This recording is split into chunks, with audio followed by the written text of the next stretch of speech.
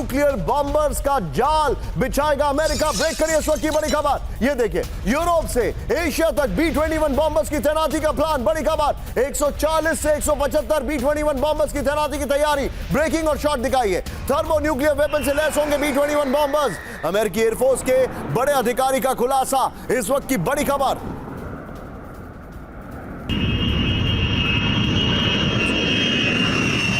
ये इस वक्त की बड़ी खबर। ये देखिए जरा, B-21 बॉम्बर्स। इसके बाद सीधा ये इसके जरा अपर गोप्रो को दिखाइए। अमेरिका की न्यूक्लियर वॉर की तैयारी। इस वक्त की बड़ी खबर, न्यूक्लियर केपेबल B-21 बॉम्बर्स के प्रोडक्शन में तेजी आएगी। बड़ी खबर, टिकर ऑफ करिए। 140 से 175 B-21 बॉम्बर्स की तैनाती का प्लान है।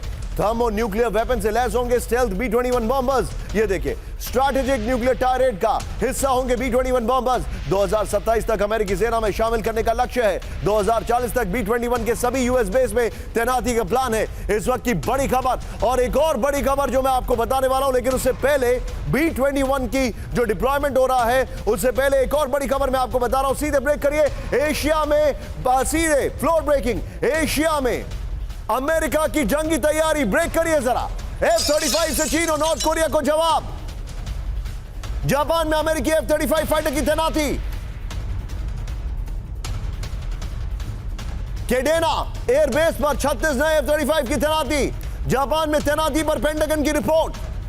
सीधे इसके अपर गोप्रो पर आइए और इसके बगल में पहले वाली ब्रेकिंग और शॉट चलाइएगा। जापान में F-35 की तैनाती। इस वक्त की बड़ी खबर, चीन नॉर्थ कोरिया के खिलाफ अमेरिका की जंगी तैयारी। ये देखिए जरा, आपके सामने बड़ा अच्छा ग्राफिक्स बना है। Very well made graphics. ये देखिए जरा, मैं चाहूंगा विजय एक बार पूरा ग्राफिक्स ही दिखा दीजिए। ये देखिए, जापान में अमेरिका करेगा F-35 स्क्वाड्रन की तैनाती। ये देखिए, look at the graphics, brilliant work. Graphic team ठीक मेरे पीछे यहां पर बैठती है। What a work they have done, brilliant it is. ये देखिए, यूएसएस जॉर्ज वॉशिंगटन पर F-35 स्क्वाड्रन की तैनाती हुई है। इस वक्त की बड़ी खबर, जापान में सुरक्षा अपग्रेड पर $10 बिलियन खर्च करने का प्लान है अमेरिका का। ओकिनावा के केडेना एयरबेस पर 36 नए F-35 किए जाएंगे तैनात। मैं चाहूंगा एक बार फिर से इस ग्राफिक्स को पढ़ेंगे। इसके बगल में ब्रेकिंग और शॉट। इससे पहले वाली खबर चलाइए। ये देखिए जरा, जापान में F-35 की तैनाती होगी। इस वक्त की बड़ी खबर, चीन नॉर्थ कोरिया के खिलाफ अमेरिका की जंगी तैयारी। जापान में अमेरिका करेगा F-35 स्क्वाड्रन की तैनाती। यूएसएस जॉर्ज वॉशिंगटन पर F-35 स्क्वाड्रन की तैनाती। बड़ी खबर। सीधे आइए विजय, मैं चाहूंगा ये ग्राफिक्स इसी तरह रखिए, बगल में वो वाली ब्रेकिंग चलाते रहिए। सीधे चलिए शंकर प्रसाद सर के पास। Sir, where is this heading? America फिर से कई वॉर फ्रंट्स एक साथ खोल रहा है।